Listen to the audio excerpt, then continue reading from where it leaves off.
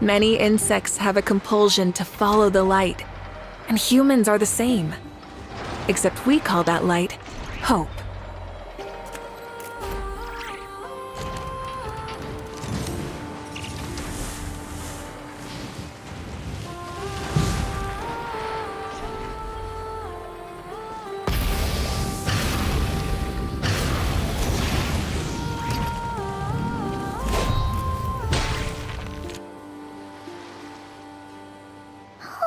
Do you think the others are making good progress?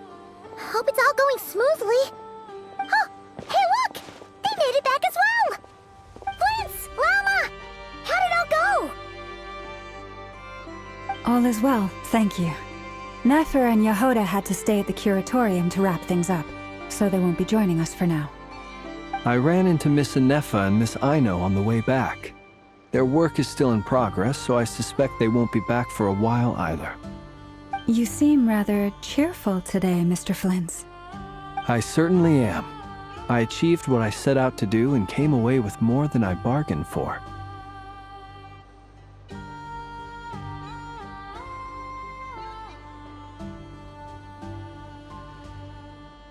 Fighting alone can get quite tedious, but I had the good fortune to run into a pair of brave young warriors. We meet again. How have you been? Albedo! What are you doing here?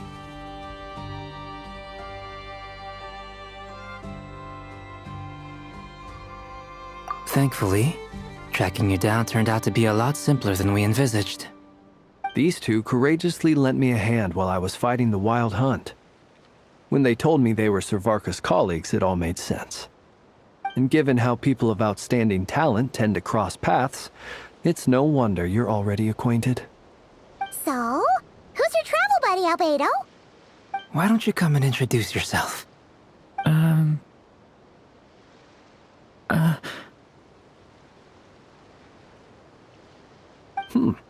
A gentleman of few words, I see. And a rather stern countenance. I presumed you were acquainted. It's nice to meet you. Again. We've technically met before. Wait a sec! You're Minnie Durin! That's right. It's me. I'm glad to see you again. By the way, he says it's okay if you drop the mini. Yeah, I'm not as mini as I used to be. Interesting, isn't it? The first step towards blending into human society appears to be reflecting on whether one's name really reflects who they are. Wow! You look so different! In a good way, of course. It's great to see you looking so healthy. Thank you, Paimon. And although you're as mini as ever, I understand that diminutives don't always convey endearment. I'll be sure to simply call you Paimon as a sign of my great respect for you. Wow! You're such a smooth talker now. Paimon could get used to this. From now on, you may refer to her as your esteemed guide, Paimon. Personally, I think our little Paimon is the perfect size. When people call her Little Paimon, it's just because she's so adorable that they can't help themselves. If that's not a sign of endearment, what is? You're absolutely right, Miss Lauma. My brother still has a long road ahead of him when it comes to understanding human relationships. Anyway, speaking of long journeys, didn't Columbina, leave with you? How come she isn't back yet? She's been catching up with old friends. Wouldn't be surprised if she stopped for a cup of tea or 10 on the way back. Uh-oh. People are talking about me. Hope it's nothing negative.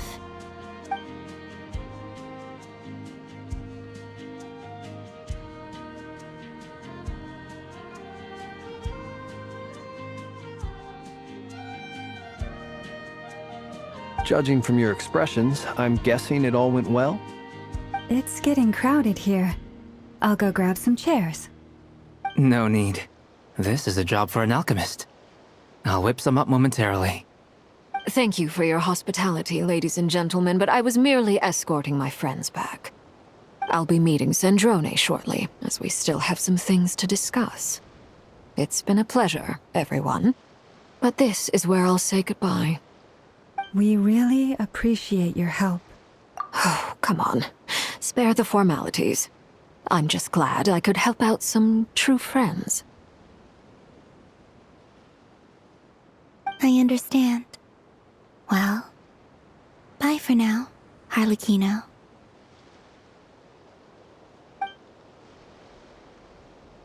Oh, this place is hopping. It's probably a good thing one of us left. Otherwise, we might not fit all these people in. Are you saying we're about to run out of chairs? As a matter of fact, I am. Come on in and see for yourself.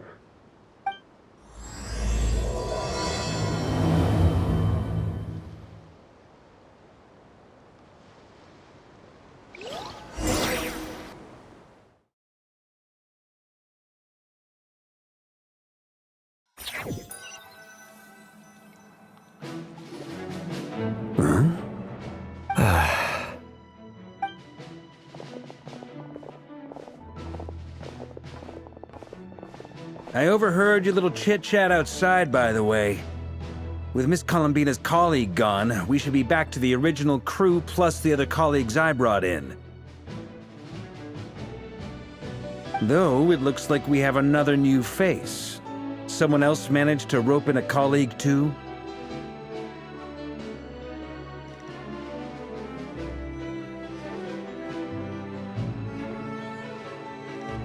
Frankly, you and Paimon are the only people I know here. This here is Deansliff, colleague of Tibet's greatest guide, Paimon, and greatest adventurer, the Traveler. Well, not exactly colleagues, more sort of friends. When someone else jumps in to do the announcing, you know you're speaking to someone important. Let's hear what he has to say. Note to self. Once Paimon knows your name, the rest of the world will soon follow. When he comes looking for us, it's usually something important. Paimon's guessing you've heard about the Wild Hunt, then. From the looks of it, you're about to hold a meeting. If I were to say that the Wild Hunt is our mutual enemy, would that earn me a seat at the table? As the saying goes, the enemy of my enemy is my friend. Mr. Dainsliff, there's a seat with your name on it. Though, I can't promise the same for everyone else. Hey, Albedo, think you can rustle up a couple more chairs? After all this time apart, Grandmaster Varka's first order is to rustle up a couple more chairs. I've missed this. Is he being sarcastic? Hey, he's your brother. Why are you asking us? I've still got a lot to learn about the nuances of human conversation. Trying to decipher Albedo's way of speaking has been like jumping in at the deep end. Oh, good point. Paimon gets you now. Don't sweat it. There are people who go their whole lives without getting the hang of it. You're ahead of the game already. I wonder what's taking Nefer so long. Perhaps you should go and check in with her. If anyone can hurry her along, it's you. I just got back from the curatorium. Besides, aren't you curious to see what's taking her so long? Miss Nefer doesn't strike me as the type to share secrets. And since gathering intel is her specialty, I'm guessing she'd prefer to keep her methods confidential. Under such circumstances, would it not be tactless for me to impose? Oh, but it's fine for me to impose. What can I say? You have an unrivaled ability to garner people's affection, Miss Moonchanter. Besides, you have far more in common with her than I do. All right, then.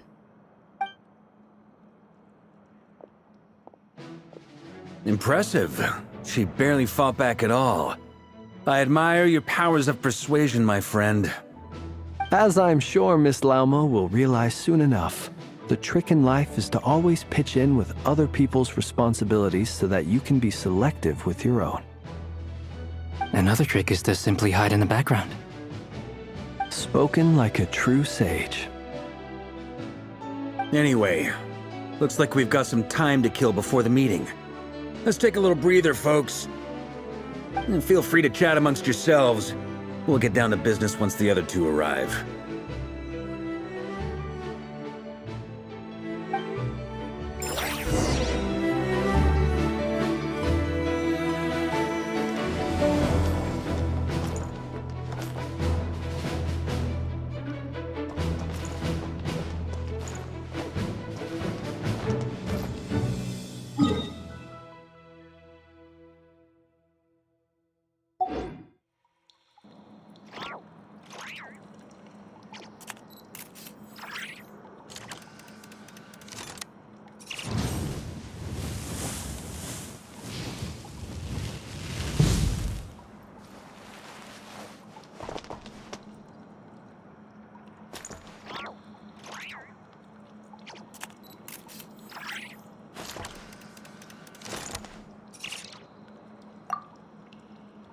You're both awfully quiet. Why don't I start us off with an icebreaker? Much obliged. Have either of you ever had your portrait painted? If not, I'd be glad to help. That sounds like a lovely idea. You know how to paint, then? I dabble occasionally. He's an excellent painter. Tables, chairs, people, dragons, you name it. He'll paint it for you. I'm flattered. If I ever get the chance, I'd like to give it a try myself. I'll bear that in mind. Anyway, how about you, Durin? What sort of portrait would you prefer? Oh, I'd be fine with anything. Whatever style feels best to you. Very well. Then I'll play it by ear. You can replicate any style I want? I can try. If you show me a sample, I'll do my best to match it. Thank you. In that case, I'll dig up some reference material for you.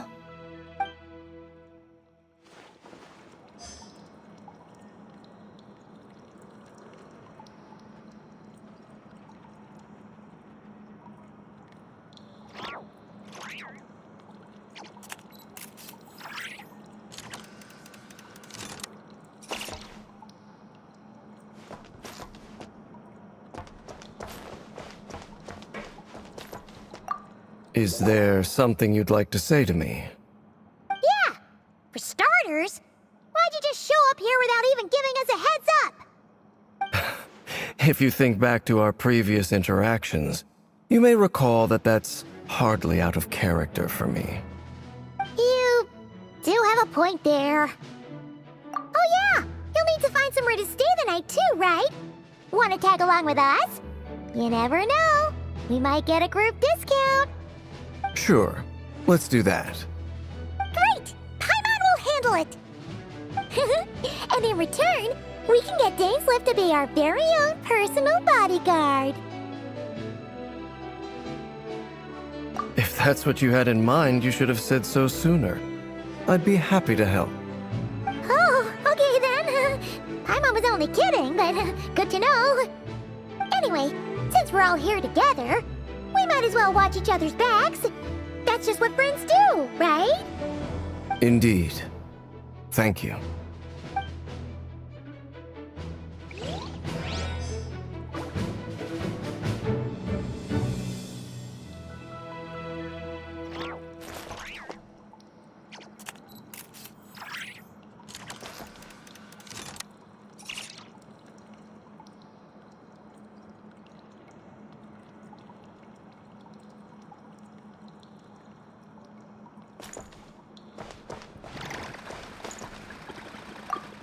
Truth be told, I can't remember the last time I was in a meeting with so many people. You're not alone there, my friend. The Lightkeepers also struggle to bring everyone together for a serious discussion. I don't doubt that. I've only ever met two Retniki, one being you, and the other being that young guy, Itlua. Itlua is a good apple. I'll give him that. He's kind, honest, and regularly delivers. So you're what? A fake Ratnik? That's what it sounds like you're saying. But I get the feeling that's not quite what you meant.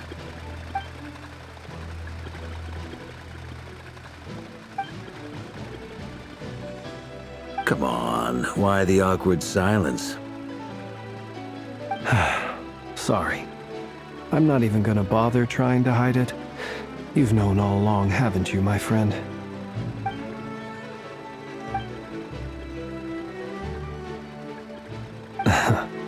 Now that was an awkward silence.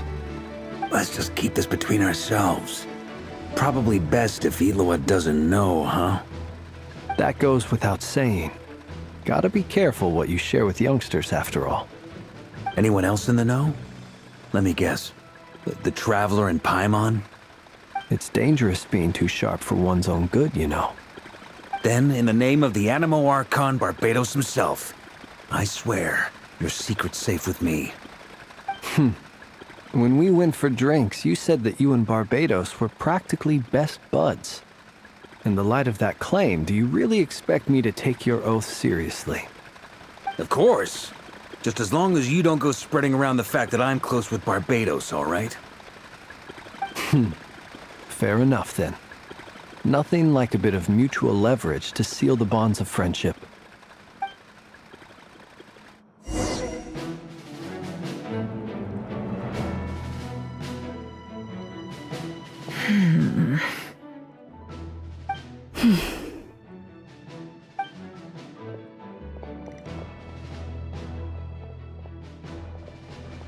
Ah, Miss Nefer. You made it after all.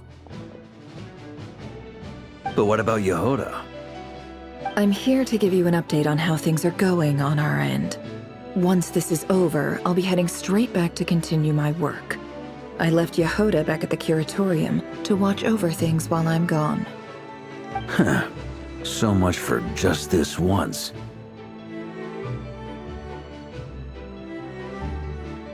Shh! Not so loud! We're on a roll here! What if she remembers and suddenly decides to back out?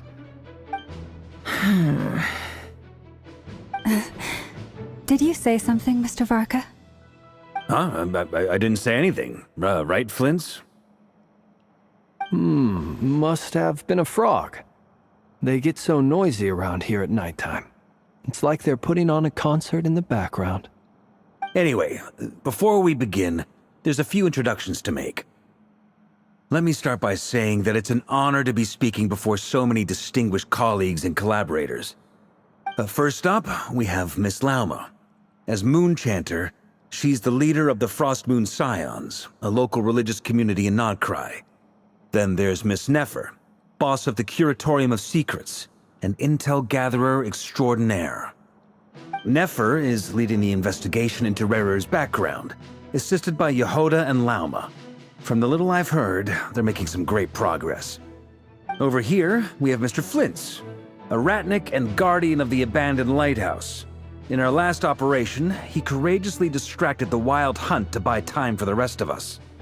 For those of you who've never met, this is Mr. Albedo, a renowned alchemist and captain of the Knights of Favonius investigation team. By his side is a new face for us all, myself included, Mr. Durin, who's come to lend his aid. Next up, we have the Moon Maiden and former Fatui Harbinger, Miss Columbina. Then we have the Traveler, who's earned more titles than I could possibly hope to list out, so I'll spare you the rundown. And Paimon, the ultimate travel companion and quite possibly the best guide in all of Tevat. Wow! That's a lot of people! Great turnout! Miss Nefer, it looks like you might have another job coming your way, so, congratulations on the booming business, I guess. You think I haven't got enough on my hands as it is? Who's looking for me now? That would be me, Miss Nefer. I have a commission for you. And you are?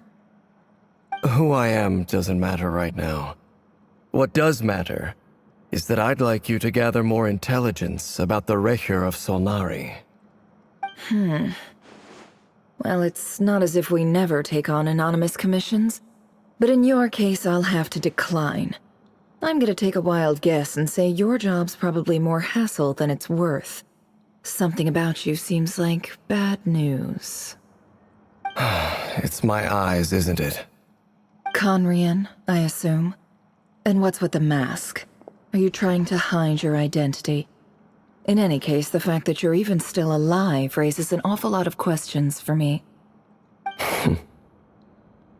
My name is Dainsleif, and yes, I am from Conria. As I'm sure you're aware, the Raker of Solnari's real name is Rerir. He was once an acquaintance of mine. Really? Then you must have been quite an influential figure yourself. You flatter me, but none of that matters anymore. My point was simply to clarify why I have asked Miss Nefer to investigate Rerir's background. So you're both from Conria, and it sounds like you used to be friends? What am I missing here? Surely you already know how he became one of the Five Sinners. I'll tell you everything I know. The history of Conria, the names and identities of the Five Sinners. I remember it all like it was yesterday. I have never spoken openly of this before, but the truth was exactly as people say. The Five Sinners were each driven by their own desires, and it was by playing upon these that the Abyss tempted them to their fall, tearing Conria apart in the process. The visionary, Vedifenir, who wished to foretell the future. The wise, Haroptatir, who sought limitless knowledge. Gold, Rheindotter, who desired to create life. The foul, Surtologi, who pursued supreme strength. And last, but not least, Raker of Solnari, Rerir, Ravager of the Moon. Of the five, Rerir is the only one who remains a mystery to me. He never harbored grand ambitions, so what changed in the space of a single night? How did he come to fall like the others? In other words, you're saying that his change came as a shock to you, and you have no idea what actually happened? That's right. You mentioned how the Abyss tempted them, which led to their fall. But what did that look like in practice? And what other context can you give me about the events of that time? The more detail you can give me, the better. Strangely, now that it comes to it, I hardly know where to begin. The fateful night took place during the era of the Eclipse Dynasty. One day, my elder brother, the visionary, Vedifenir, was summoned to the palace by the Vinster King, only for the king to gouge out his eyes and cast him into the dungeons. When I came to hear of this, my fury knew no bounds. I gathered together every ally I thought I had, and together, we set a night to storm the palace and free Ved. Centuries on, the memories of that night still haunt me like a never-ending nightmare. We broke through the palace gates, just like we had planned, each striking towards our separate targets. But then, I was betrayed. Even Vedifenir, the very person I had come to rescue, abandoned me and partook of the Abyss's power. So, it's personal after all. Then tell me, Mr. Dainsleif, what price are you willing to pay? You, of all people, must know that nothing comes for free. I cannot say what price would be worthy of such a commission. But know this. Rerir was not always a madman. Believe it or not, there was a time when he was just an ordinary man, working for the Conrian Intelligence Service. Uncovering the truth of Rerir's past is the only way to unravel this mystery. But before you decide if you will accept my commission, I will tell you more about him. Enough, I hope, to help you plan your next move. Sounds pretty good to me. Feels like we just flagged down a random passerby, only to discover he's actually a master strategist who has a score to set. Can I borrow your halo? It could be useful in the lighthouse. Hey, enough with the wisecracks! Besides, isn't that lamp of yours bright enough already? Relax. It was meant to be a compliment.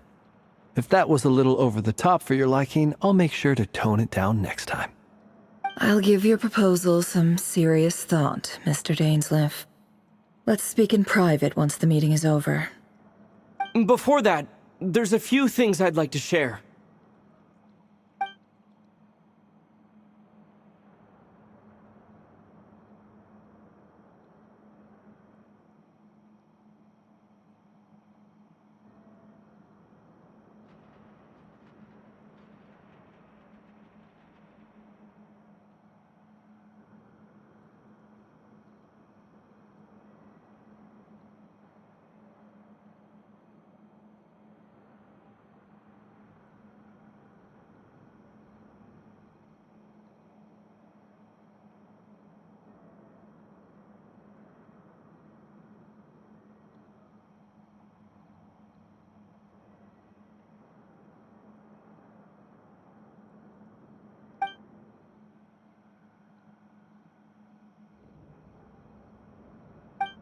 Now that we've united the hearts of the three moons, your power should be greatly enhanced.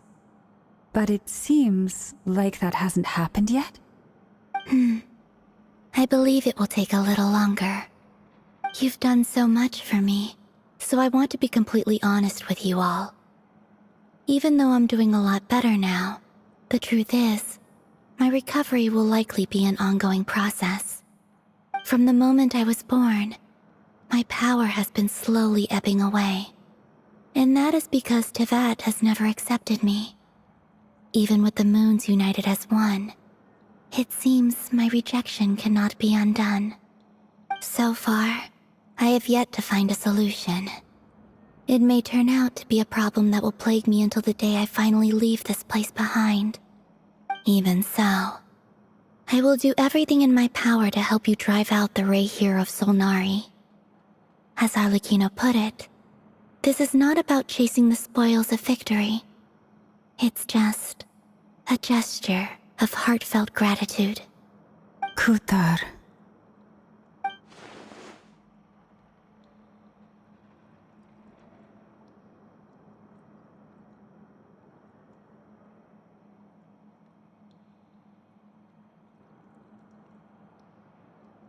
Defeating the Ray here of Solnari will be no easy task.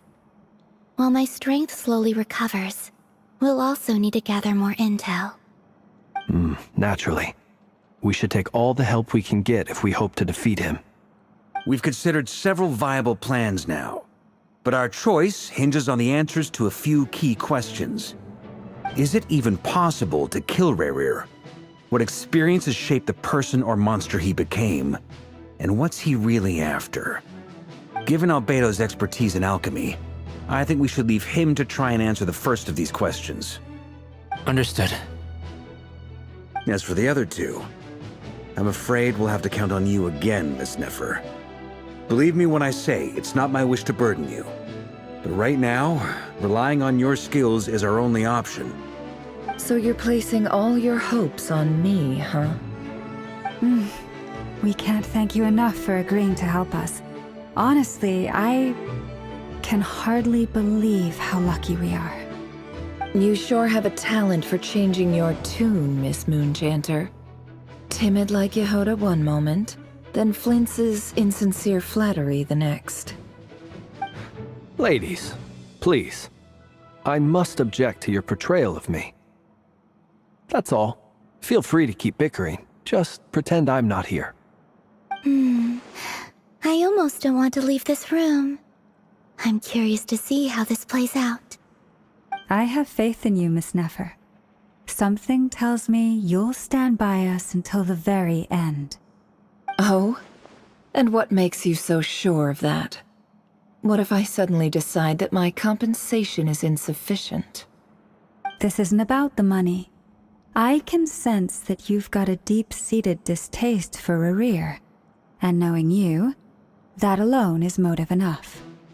Look at them getting along so well. Like two peas in a pod. And I'm the one they accuse of insincere flattery. There is no justice. Miss Lauma, you have to understand something. Unlike you, I don't actually enjoy having everyone's hopes on my shoulders. Is that right? Well, maybe the fact that I'm willing to put my hopes in other people says more about me than you. But the fact is, I also trust you. And that's because I know that you're someone we can count on. Anyway, we've got our plan, so let's get moving. Mr. Dainsleif, let's talk. And Traveler, once we're finished, if you've nothing else planned, I'd like you to come with me. This whole experience is teaching me a lot. For instance, I now know that when other issues come up in the future, I'll have far more luck getting Lauma to convince Miss Nefer than trying to do it myself. Hate to say it, friend, but that's one of the funniest things I've heard in a while. Why? You think I've got it wrong? Quite the opposite. But what makes it so hilarious is how long it's taken you to realize.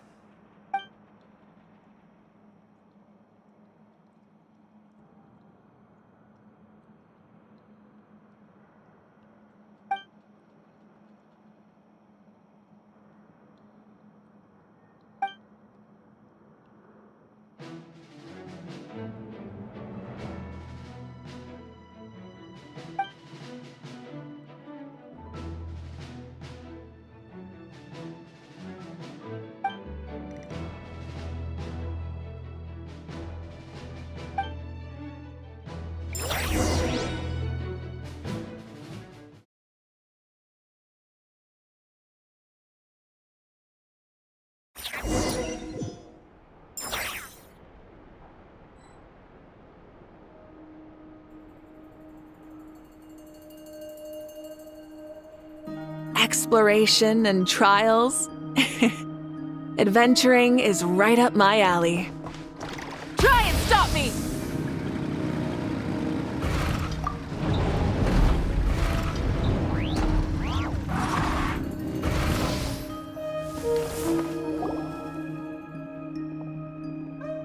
Thank you for waiting. It's okay. We actually used the time to help Dainsleif get a room at the hotel. That's very considerate of you. Now, I trust you share my curiosity about Rarier's past, and you seem fairly familiar with Mr. Dainsleif already.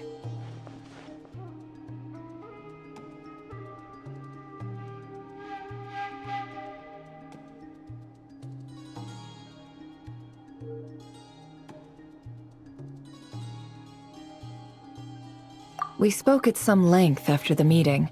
He was the one who suggested I should invite you to join this operation. He feels confident that these secrets will be safe with you.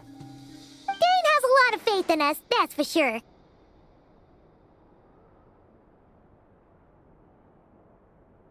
Likewise. I appreciate that you got right on board without interrogating me about why I invited you. It shows that you trust me to explain everything in due course. That's because we know what you're capable of. We appreciate you too, Nefer. You might have been forced to help in the beginning, but this time, it was your choice. That's one way to put it. Another is this, that once a decision's been made, it's set in stone. After that, my only goal is to see it through. Alright, so here's how it is. I'm going to access Rarier's thoughts again using my confidential method. Now, I'm sure you've seen things like this before on your travels, so you're surely well aware of how dangerous it can be. The reason I've gathered you all here is to ensure my safety during the proceedings. I plan for us to enter the fragment of his consciousness together, and once inside, I will focus on searching for information. Think of this as a diving expedition into someone's brain. If I'm the diver, you are my safety equipment, tasked with keeping me alive while I'm under the surface. Once the ceremony begins, we will all be spying on privileged information. But in the interests of safety, you must remain absolutely silent at all times. We will discuss our observations after the ceremony has concluded. Lastly, any individuals of a weaker constitution are advised not to partake in the ceremony. In any case, Paimon has her own job to do, which requires staying in the room, but not joining the ceremony.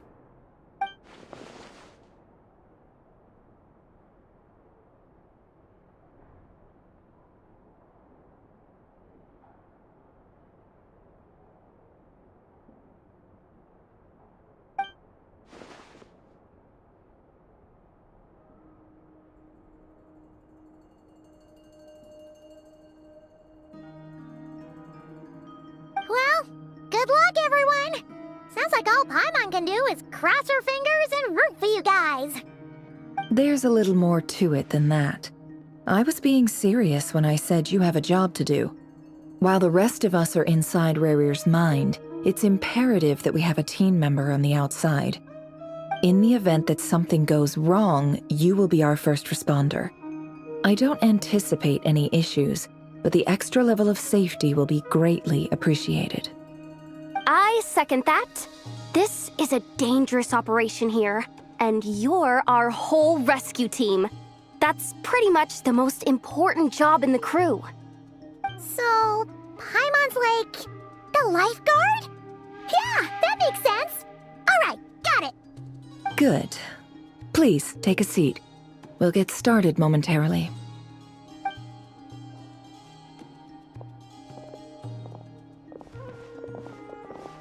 So, did Mr. Dainsleif tell you anything else?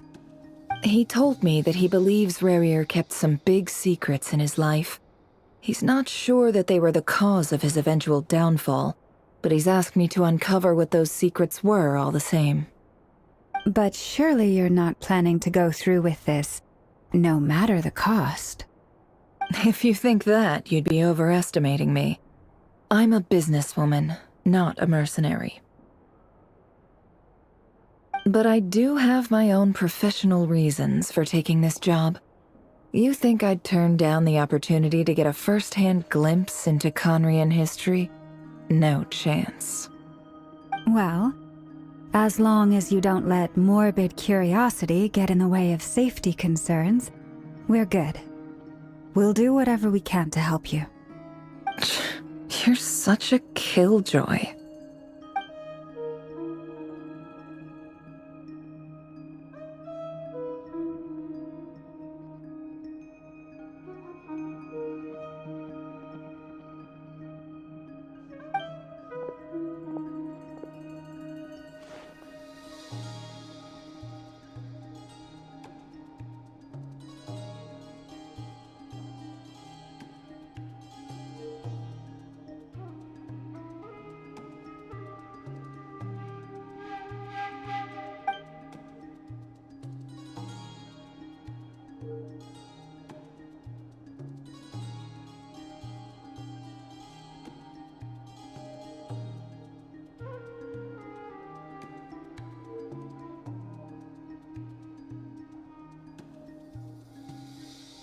All right, I'm good to go.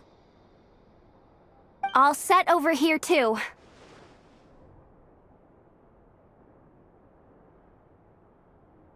Promise, Paimon, you'll be extra careful.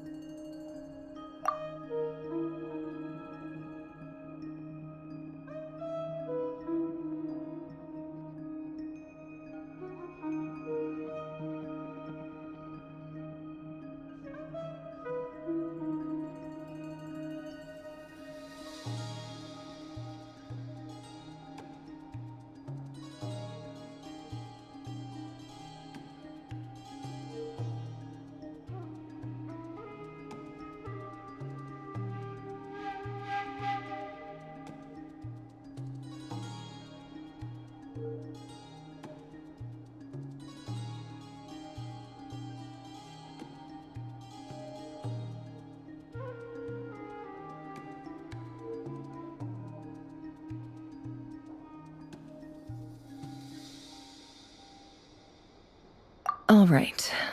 Let your whole body relax. We're about to begin. Close your eyes.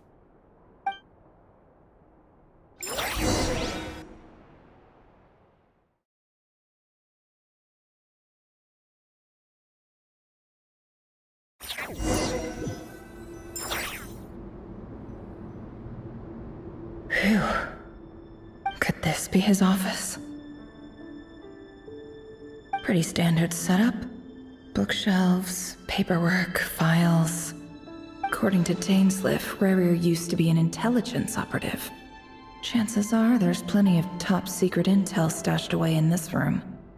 Is this where you keep your secrets, Rarier? Can't say I'm not looking forward to this.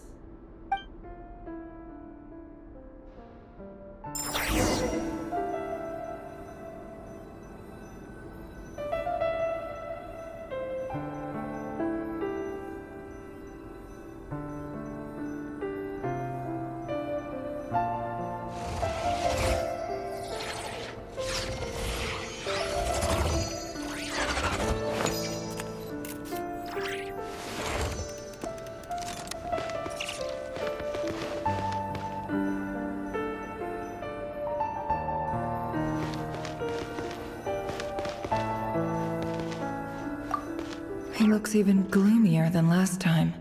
I wonder what's changed.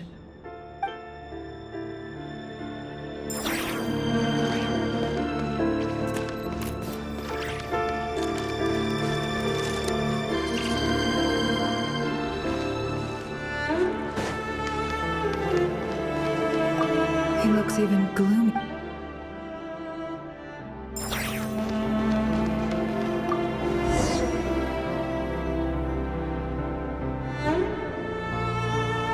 Today's files are in. Time to wade through them, just like usual. Male, 51. Occupation, cook. Confirmed Crimson Moon descendant. Has maintained frequent contact with other descendants over the past year. Poses a threat to the dynasty.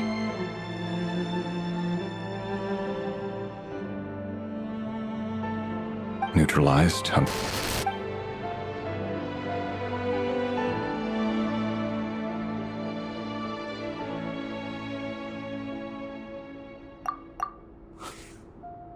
This one should be archived under purged targets.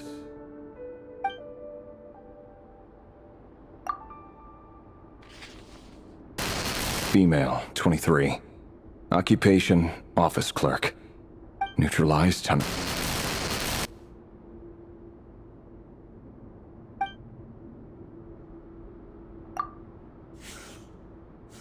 Another one for purged targets. Sounds like she was that other man's daughter.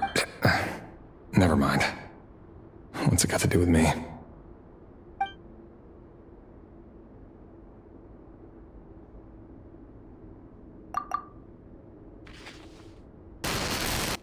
Neutralize. Just another nobody for the archive. Come to think of it, I remember surveilling this man. A case like his never would have been considered a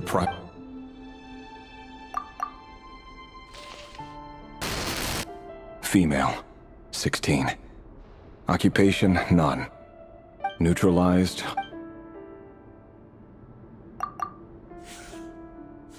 Filed.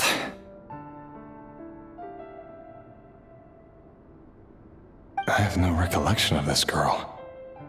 None whatsoever.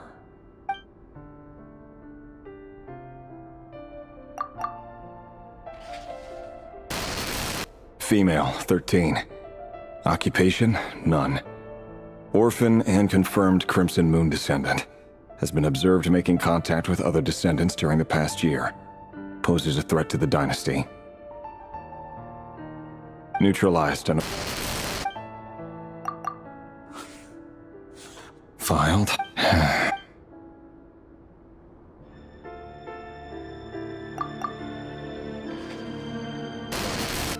Neutralize.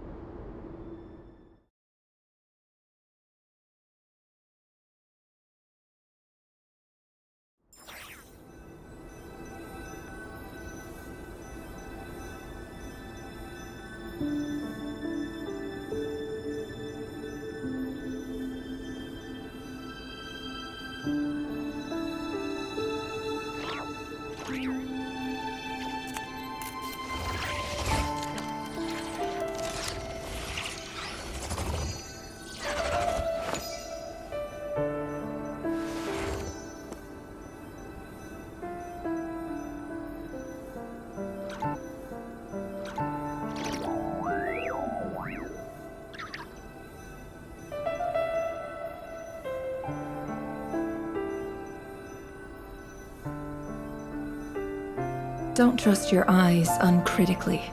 People only see what they want to, so don't be your own fool.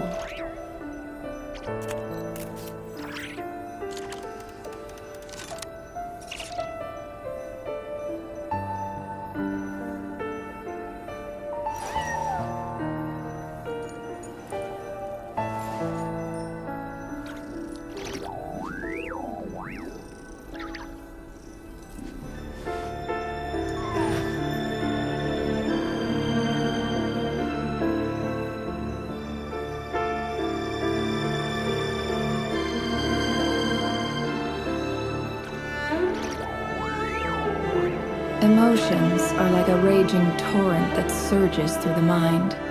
More often than not, if you try to hold them back, you'll be swept away by their unstoppable force. And if you try to ignore them entirely, you'll end up tearing yourself to pieces.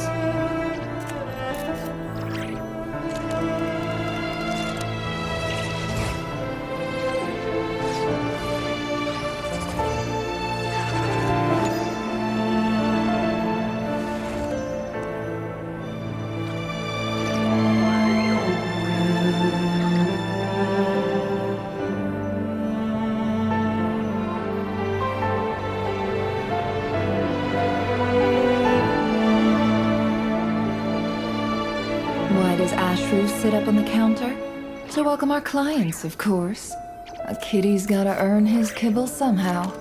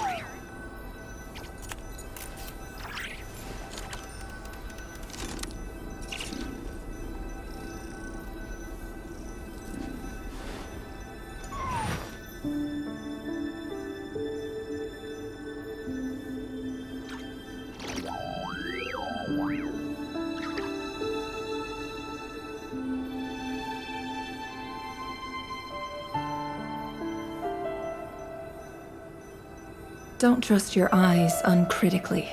People only see what they want to, so don't be your own fool.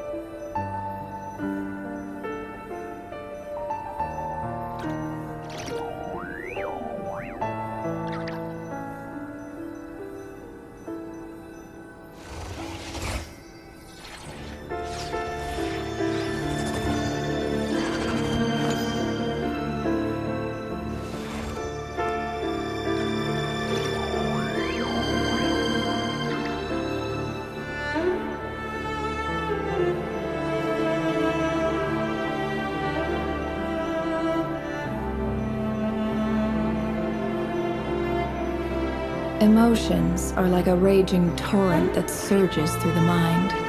More often than not, if you try to hold them back, you'll be swept away by their unstoppable force. And if you try to ignore them entirely, you'll end up tearing yourself to pieces.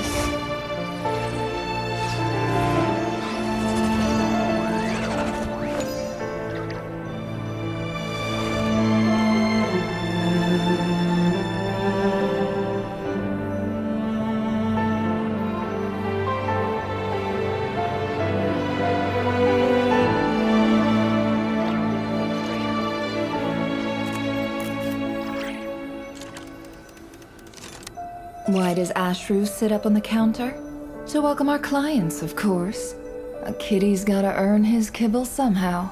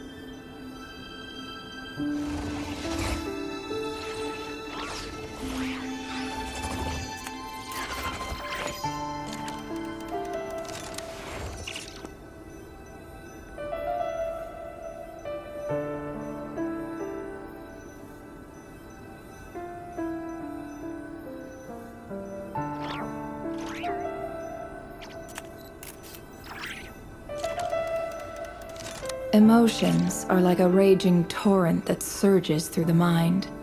More often than not, if you try to hold them back, you'll be swept away by their unstoppable force. And if you try to ignore them entirely, you'll end up tearing yourself to pieces.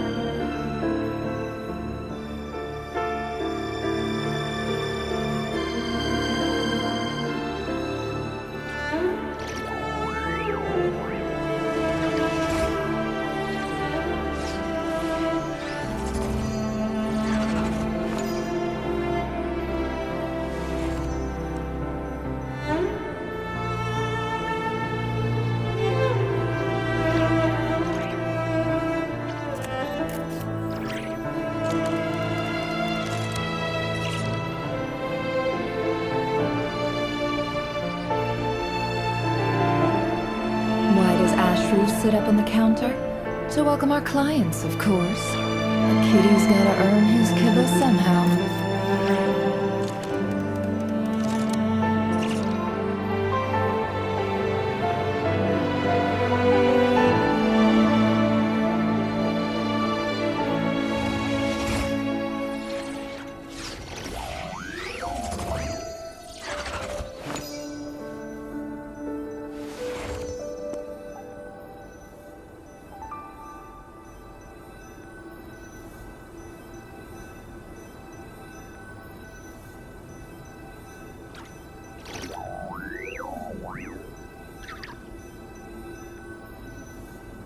Don't trust your eyes uncritically.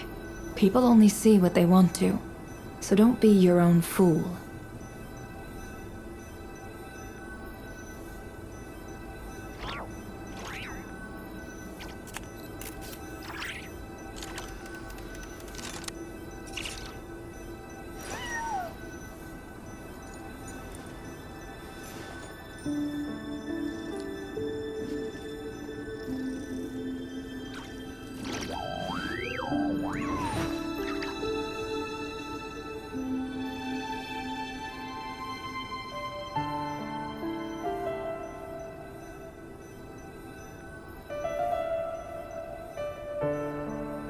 Why does Ashru sit up on the counter? To welcome our clients, of course. A kitty's gotta earn his kibble somehow.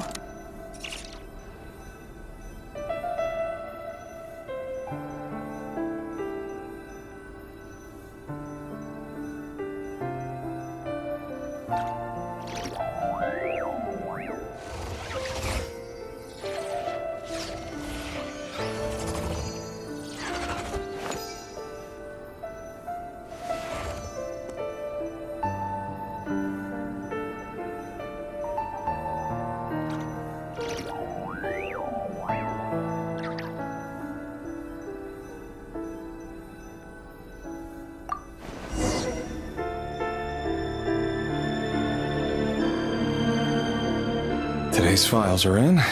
Time to wade through them just like usual.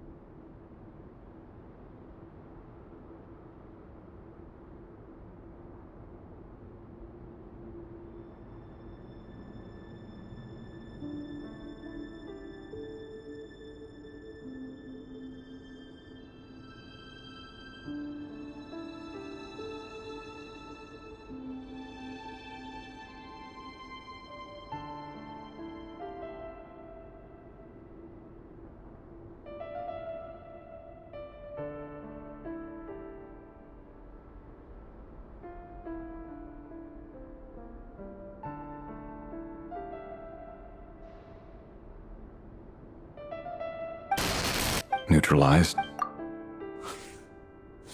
This one should be archived.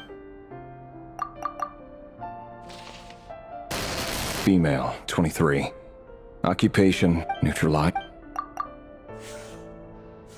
Another one for purge. Sounds like she was that up.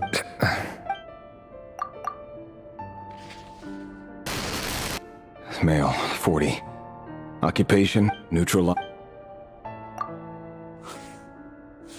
Just another nobody, come to think of it.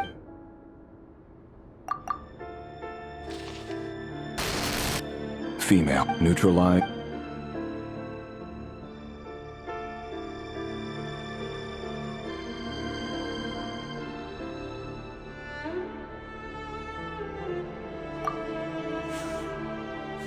Filed.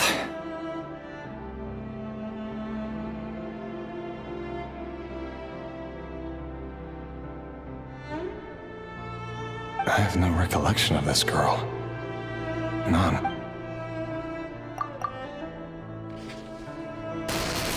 Neutralized.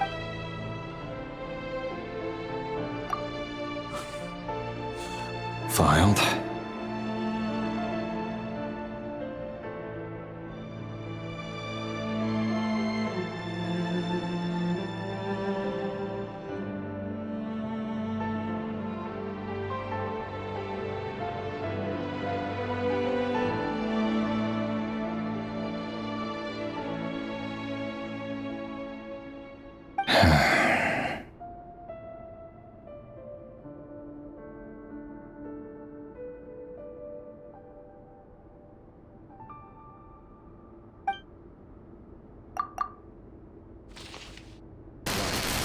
Male, 11. Occupation, none. Orphan and confirmed Crimson Moon descendant. Has not been observed making any contact with other descendants during the past year. Poses a threat to the dynasty.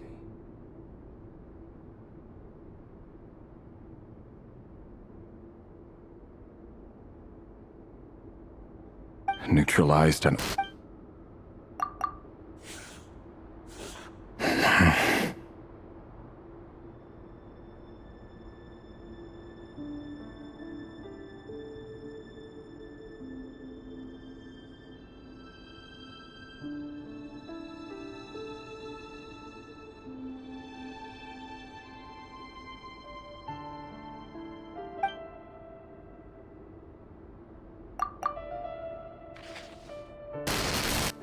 Male.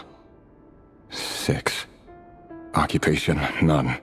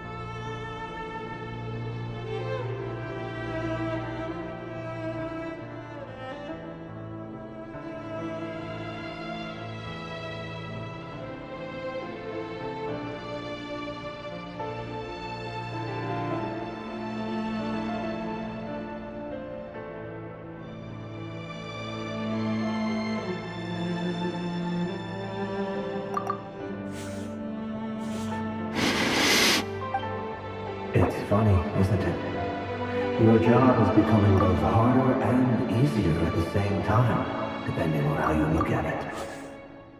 Sooner or later, the Crimson Moon descendants will be completely wiped out. But as their numbers dwindle, they become harder and harder to track down. That's not how it is. Fortunately, however, most of the able-bodied adults have already been taken care of. The remaining weaklings will be increasingly easy to deal with. No! No. My job is to ensure the survival of the Eclipse Dynasty. And the only way to do that is by eliminating any and all potential threats. It's a perfectly legitimate line of work. Every single one of my colleagues can attest to my fairness. And if my friends were aware of the facts, I know they'd back me up too. Assuming, of course, that they were aware of all the facts.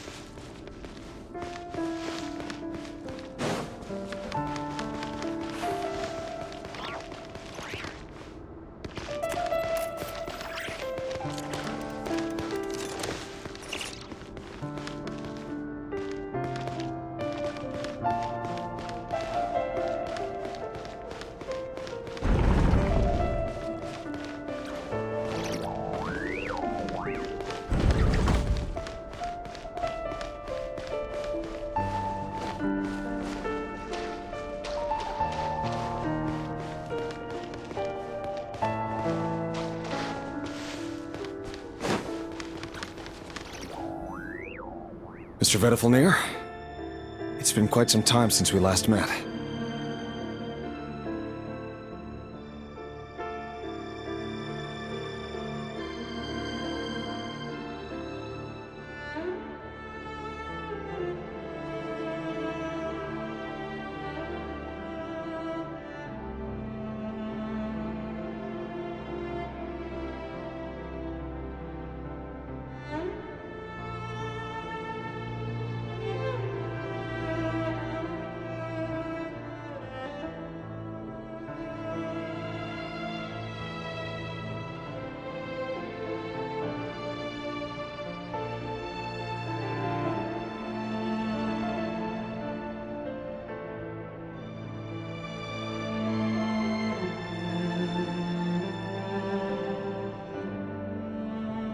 Revir, I trust you're here because you have something important to discuss.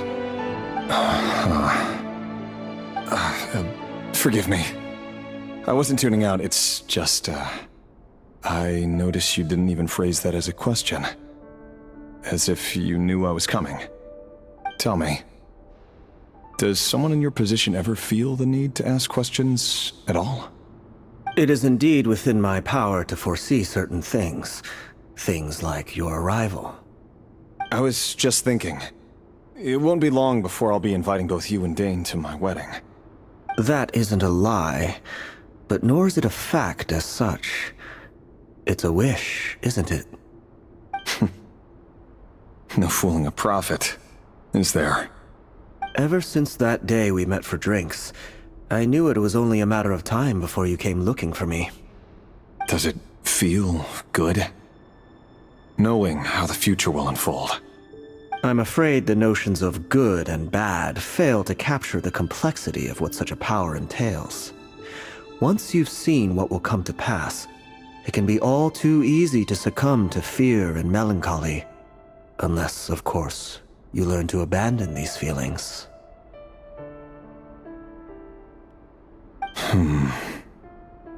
You fear my silence, and long to hear the words I left unspoken that day. That's right. You must have noticed my reluctance to broach the subject, and the reason is simple. Because the truth could never have lived up to your hopes. For both our sakes, such words are better left unsaid. The burden of prophecy was never meant for your shoulders. So who exactly do you deem worthy to hear your prophecies? None but our exalted king? Or rather, our king as he once was. You're closer to his majesty than I am. You must know better than anyone how much he's changed. You say that as though it is to my benefit. Yet precisely because of that, I dare not speak rashly. A king can turn out to be the most virtuous of rulers, or a tyrant more terrible than the most vicious of dragons. You are so wise and far-sighted, yet still you would have me live in fear of the unknown? You make a fair point. Especially given my silence alone was all it took to send you spiraling downwards. Very well then. Let me offer you some advice. And I say this not as a prophet or a visionary, but simply as the brother of your friend. For many reasons, there is very little chance of your marriage ending in happiness. If happiness is what you seek, you should find another fiancé.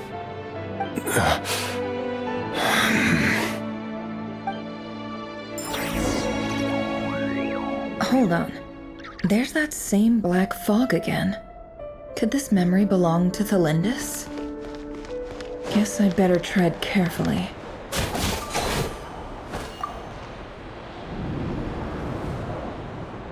Wait. Hear me out. This time we finally got a clear look at his face and learned his true identity.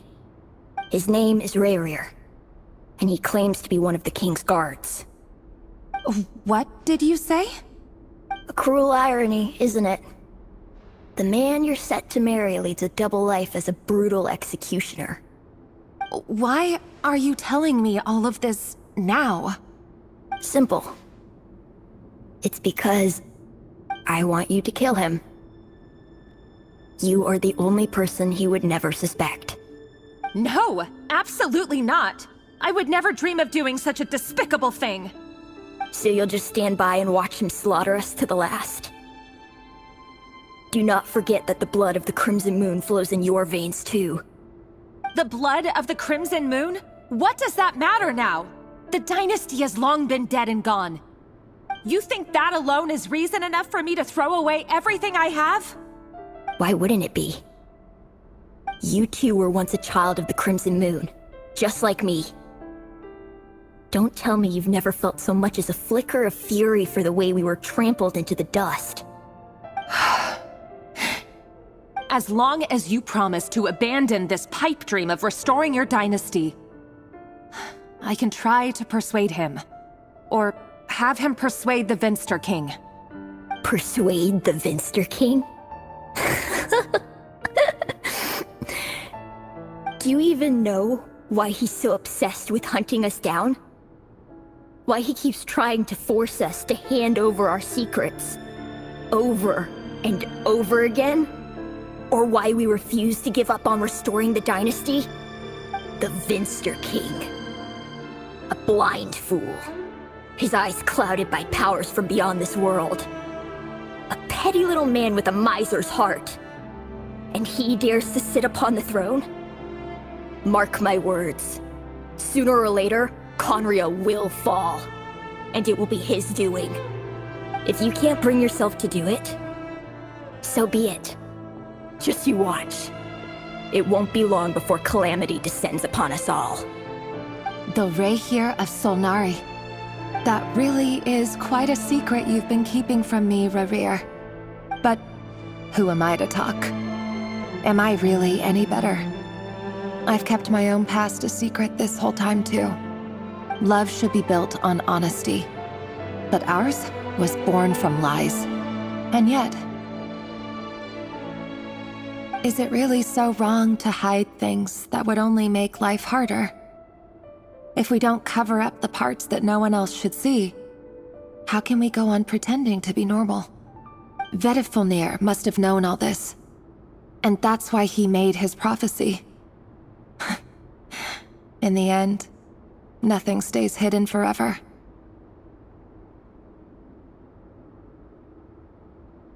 But I won't just sit by and watch this disaster unfold. I'll do everything in my power to protect what I cannot afford to lose, no matter who I have to face.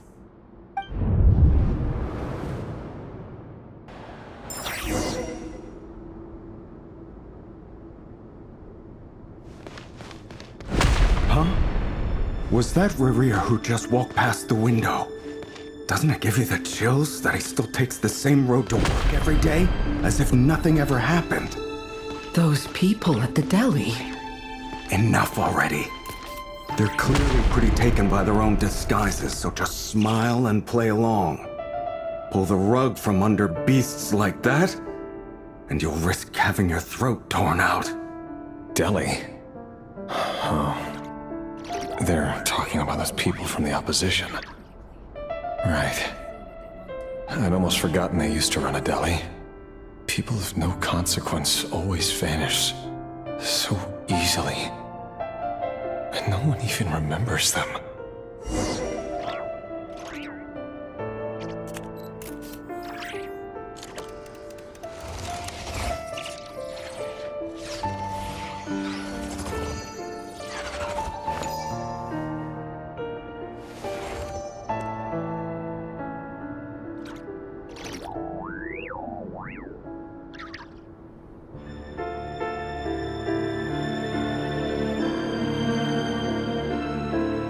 Why does Ashru sit up on the counter? To welcome our clients, of course. A kitty's gotta earn his kibble somehow.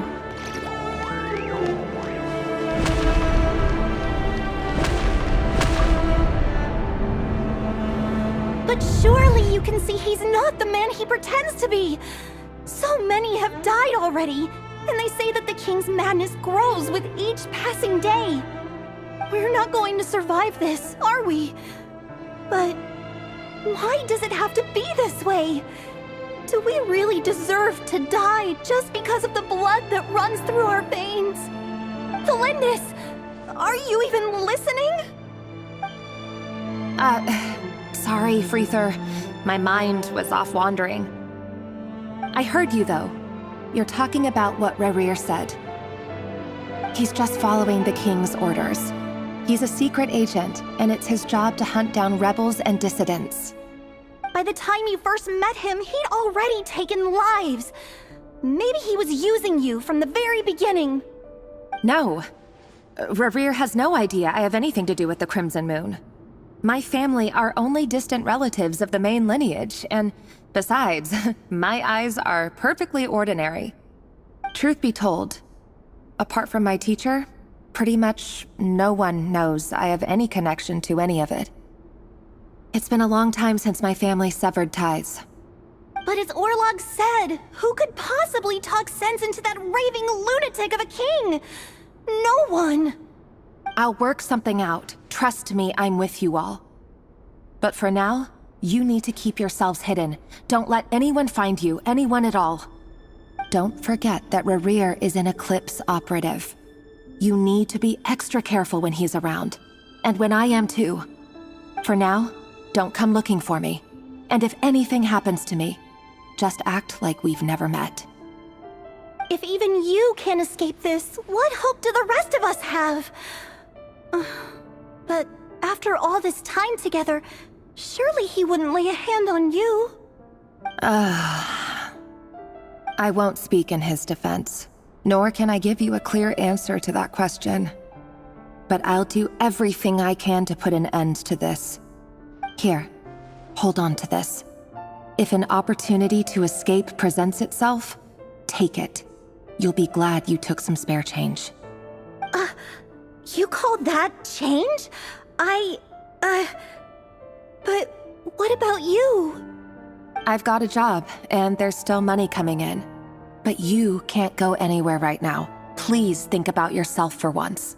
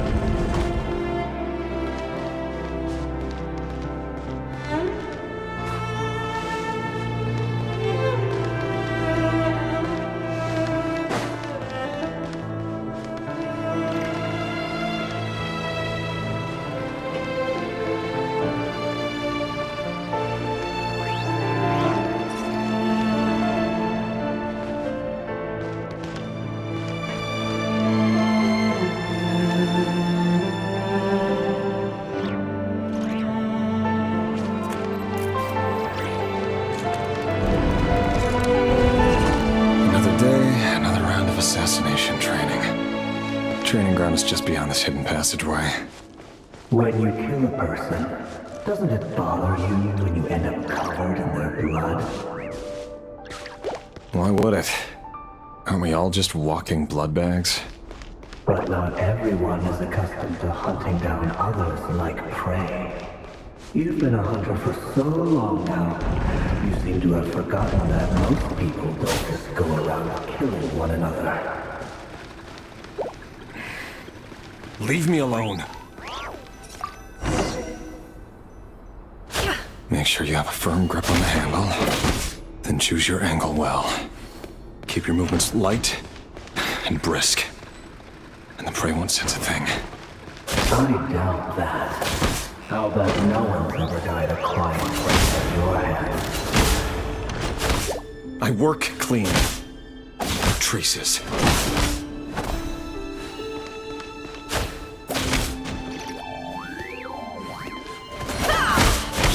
That doesn't make it open and above board, though. The king just happens to be right now. What if he doesn't? That won't happen.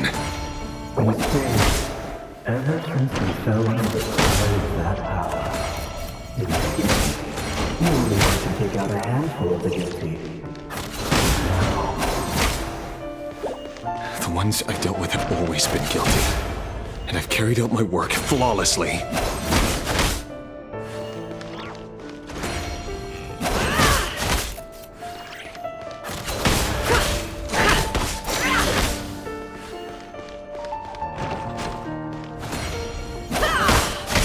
Can't hide the truth. You know why the was it because he didn't trust you? Something else.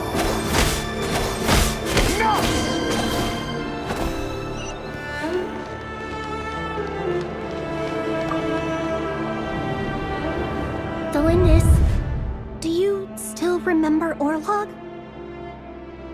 Orlog. The boy who was pretending to sell flowers. You spoke for quite a while, didn't you? Yes, we did. What about him? He was arrested 2 days ago. Chances are he's already dead. He... I just don't get it! After everything he's done, why do you still stand by him? Or does it mean nothing to you that people keep dying? No, that's not... Just hear me out. I need to go now, Thelindis. They're looking for us. You take care too. If you ever need a place to hide, come find us.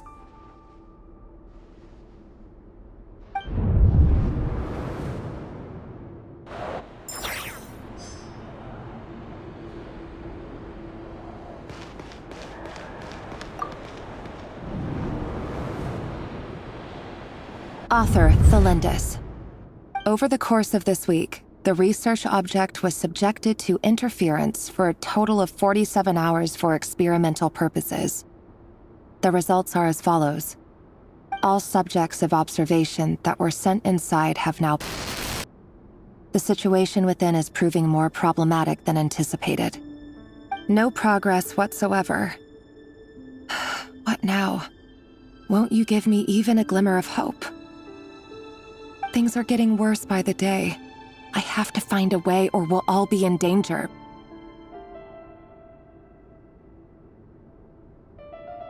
But I... If all this research comes to nothing, what then? Sooner or later, it'll be my neck on the line. But could he really bring himself to kill me? No. Surely he wouldn't have the heart.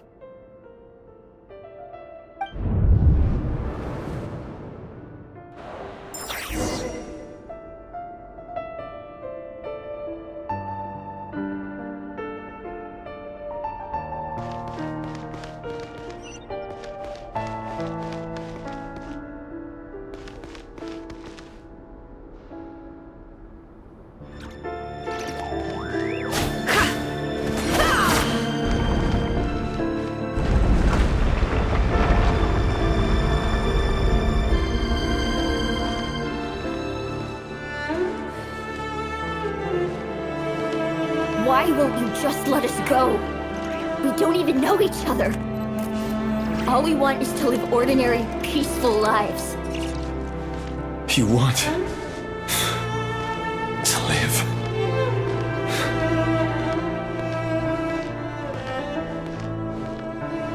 Yes. I just want to go on living. Is that really such an unforgivable crime?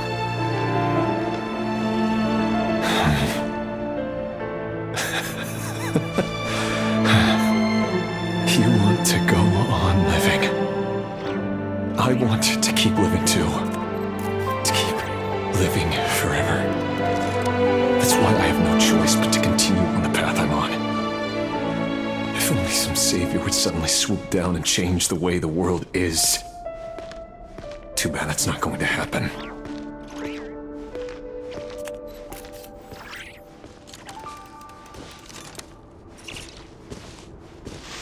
Imagine that. If there really were such a person, you and I wouldn't be standing here like this, would we?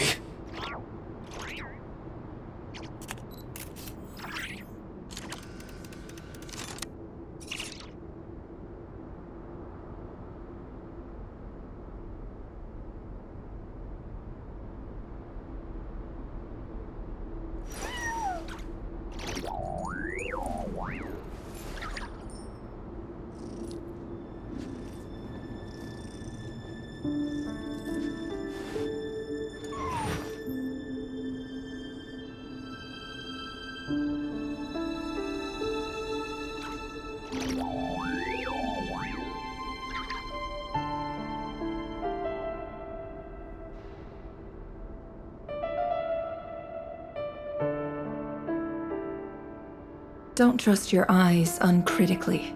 People only see what they want to, so don't be your own fool.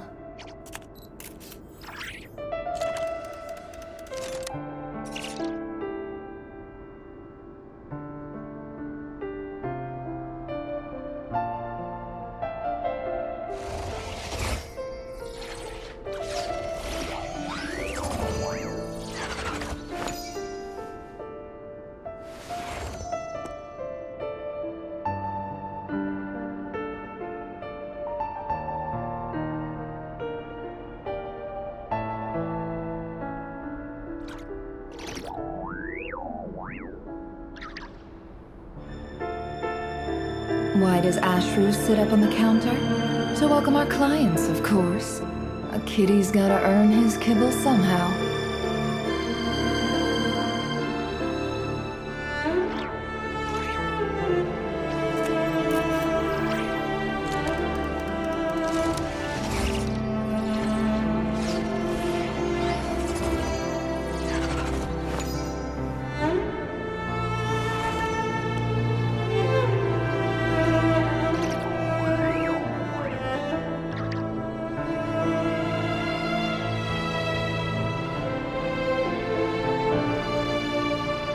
Don't trust your eyes uncritically. People only see what they want to, so don't be your own fool.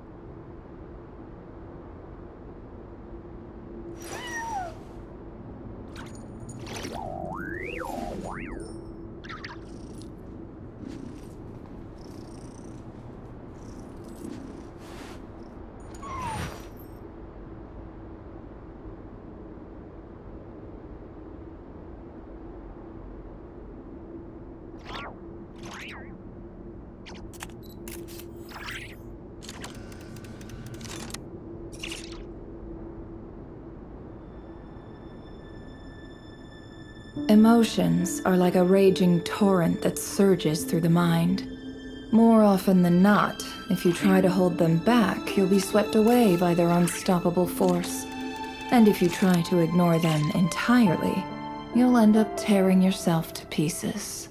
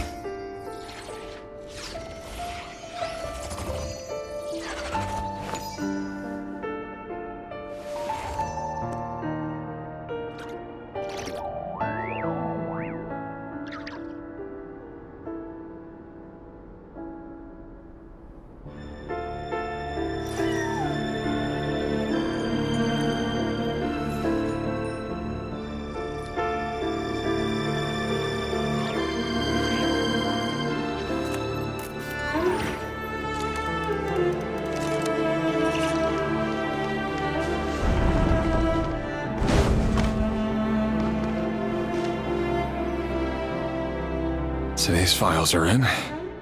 Time to wade through them just like usual. No, I don't get tired of it. It's my job. And not only am I lucky to have it, I'm good at it too.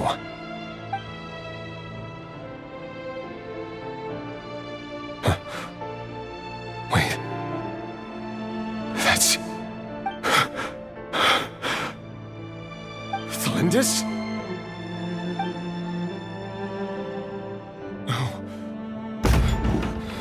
No! No! Why? But you bear no mark of the Crimson Moon.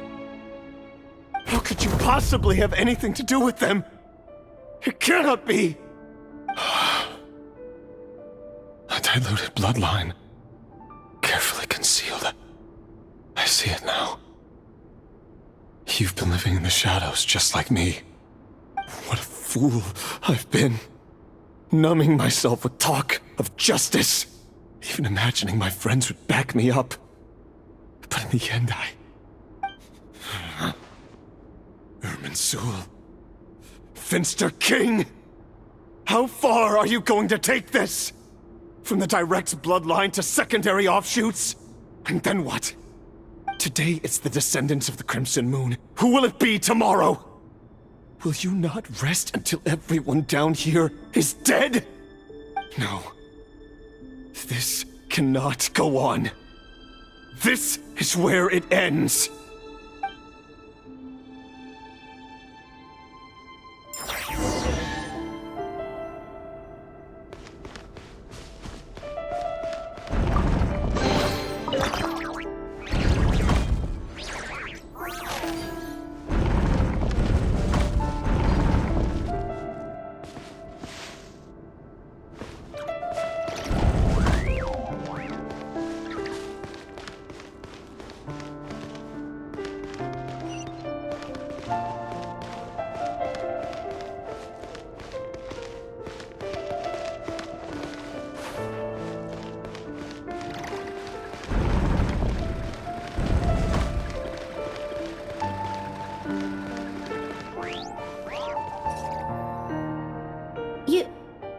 You're really letting me go?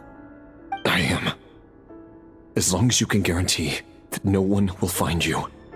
Don't worry, I'll be extra careful. No one will know I was here. But what about you? Me? If you let me go, you won't be able to complete your mission, will you? Good point. In that case, maybe you should stay. No, please! I just want to see the outside world again. To... Go on living? Yes. I know you're a man of your word. So please, just let me go. If I let you leave, what will become of me? Just kidding. Go, now. But remember, don't let anyone know you were caught. We'll be seeing each other again very soon if you do.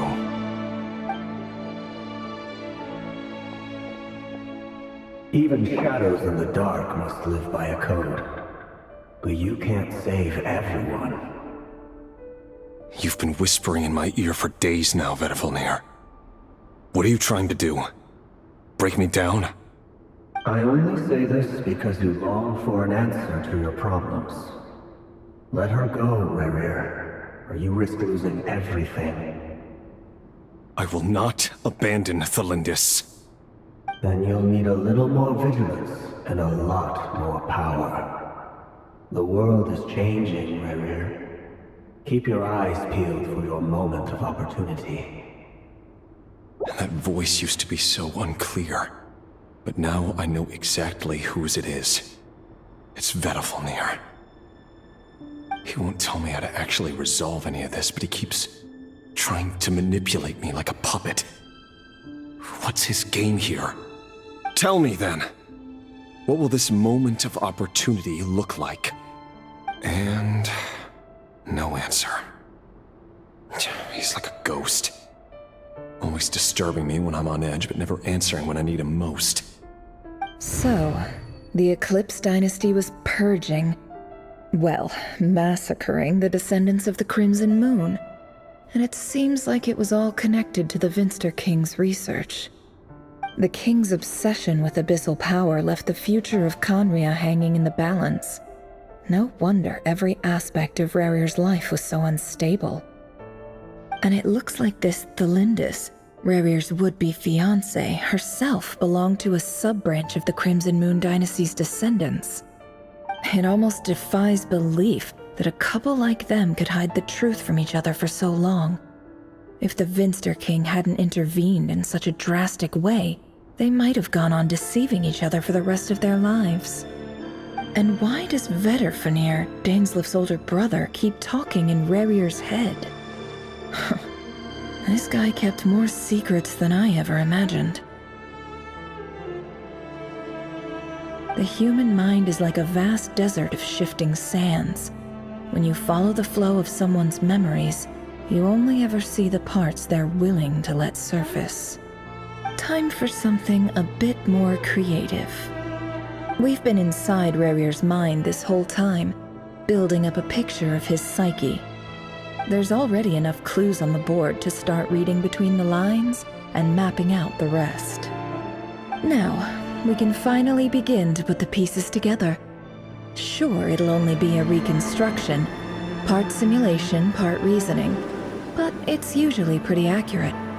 Once we've built up a cognitive profile, we just need to cross-check the logic behind his actions. And then we'll be able to take a sneak peek at whatever it is that Rerir has really been hiding.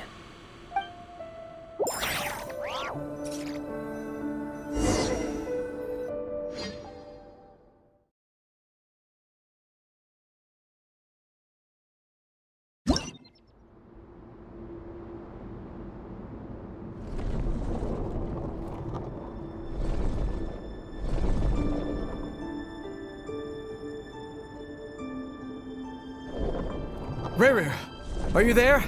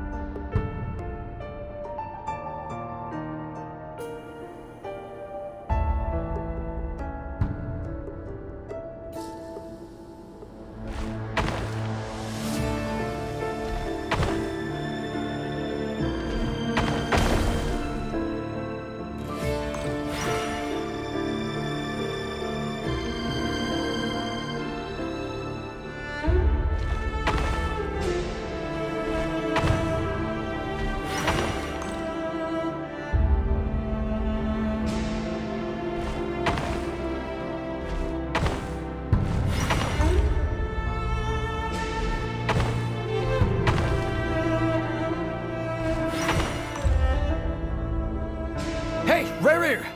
Come out, it's urgent! Dane? What's wrong?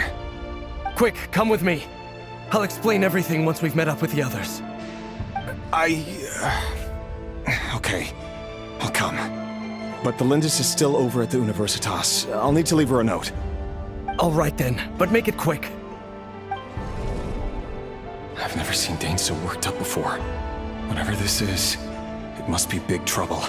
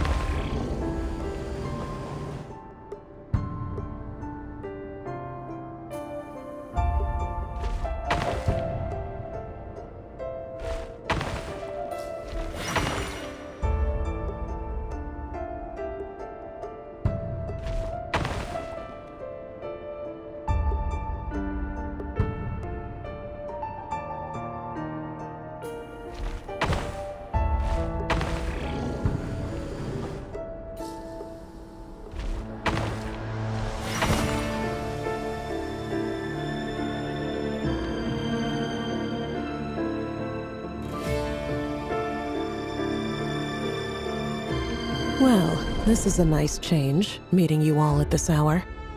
When men and women of ambition can speak face to face in broad daylight, I say that's a big step forward for our dear Conria.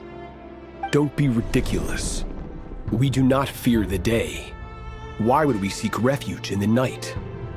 You might ask your blade that same question. I'm told it prefers the cover of darkness. The word on the street is that Sertologi only strikes when he has an unfair advantage. But that is patently false. I see you're missing an arm and a leg. Surely only a fair fight could explain that. If this is your way of offering me replacement limbs, believe me, I'll take them. Oh, we can certainly discuss that. With bioalchemy, anything is possible. Assuming I have your full support in my research. Lunatic. Roptatir, what brings you here? Why, Dainsleif, of course. He invited me. Please, cast aside your apprehensions, Miss Rhindaughter. Whatever the rumors may say, I am but a humble servant of the king, and I can assure you he affords me no greater convenience than he does you. Well, the Universitas Magistrorum won't stop fawning over you, so at least some of the rumors must be true. You're clearly doing well for yourself, so drop the humble servant act. It endears you to no one. You're president of the Universitas Magistrorum, the chief royal mage known as the Wise by royal appointment, and by far the most favored among the 4 pillars of Conria. Vice President Veit doesn't even try to hide his envy when he sees you. My success is the product of hard work and good luck. It's as simple as that. Were the king not such an extremist, I hardly think I would have received a senior post at my age. Of course, no job is without its gripes. Serving a king like ours can be a challenging task, as I'm sure you can imagine. And as for Eftervit, in missing out on the presidency, he's dodged a mountain of stress. Like everything else in life, it comes with pros and cons. You're all here. I apologize for the short notice, but it was an emergency.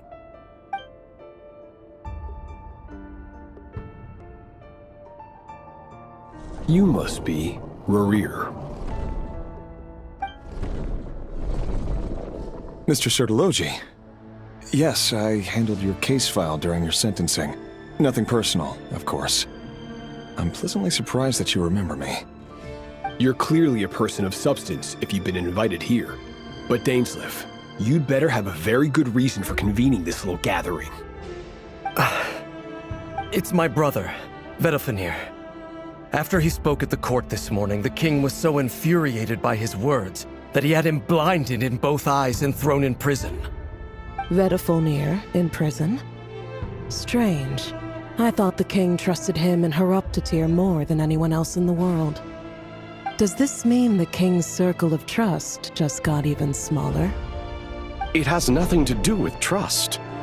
It's about what the king wants, which is as clear as day to anyone paying attention.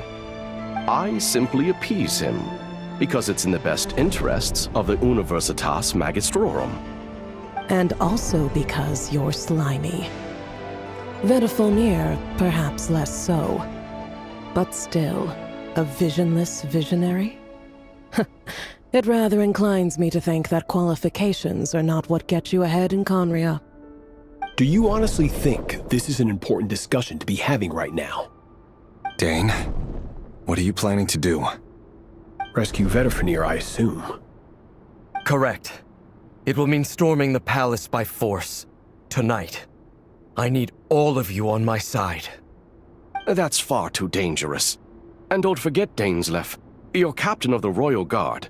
You swore an oath to the throne. Hmm? You've been planning this for a while, haven't you? I have no desire to commit treason. But whatever critique the king may have of Vedalfenir, disfiguring your most loyal subject for putting the best interests of his court and nation first, this is not the conduct of a wise ruler. My blade will force the king to see the error of his ways. So, Vedalfenir's prophecy enraged the king. I'm sure it wasn't what he wanted to hear, but if he won't take counsel even from the visionary, that is deeply troubling news. The extent of His Majesty's madness is now all too clear. The question is, how does a man like me get out of this situation unscathed? You have noble ambitions, Dane, but I'm afraid they don't do much for a guy like me. I'm not interested in saving the world.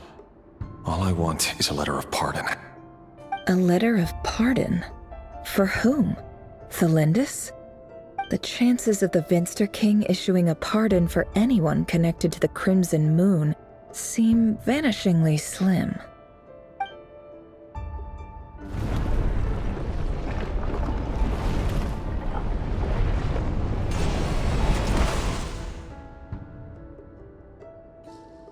This black fog over the board must have some connection to Thelindis.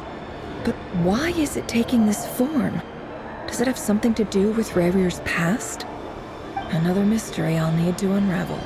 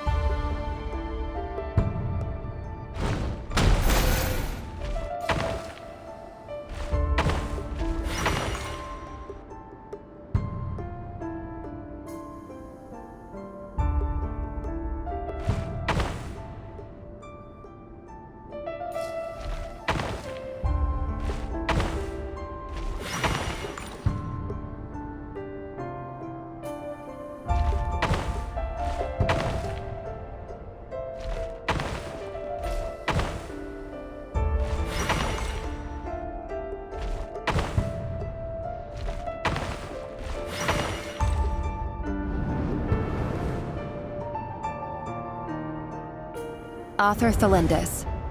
Over the course of this week, the research object was subjected to interference for a total of 60 hours for experimental purposes. The results are as follows. Research dating back to the Crimson Moon Dynasty has established 2 points regarding moon marrow. Firstly, its origins have something to do with a god's power. Secondly, it serves as a portal to an as-yet indeterminate location. Moon marrow can thus be defined as a spatial gateway. However, there are a number of hurdles to overcome before we can answer the question of where it leads to. To start with, opening the gateway requires a specific power source, which the relevant literature indicates. An enormous amount of power is then required to keep the gate open. Currently, the total power output of our instruments remains in the single digits. To make matters worse, I am now the only staff member remaining in the Moon Marrow Lab. The Universitas Magistrorum recently decided to move most of its personnel into abyssal energy research, which has stymied all Crimson Moon-related projects. This is not a wise move. I have always maintained that placing all our hopes in a single source of power is risky, especially one as poorly understood as this. As well as making ourselves overly reliant on a single resource, we are neglecting other promising technologies. I apologize if this comes across as disrespectful. But as a Moon Marrow researcher, I desperately want to see the world beyond the gateway.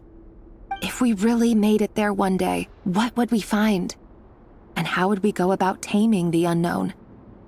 My imagination is endlessly fueled by questions such as these.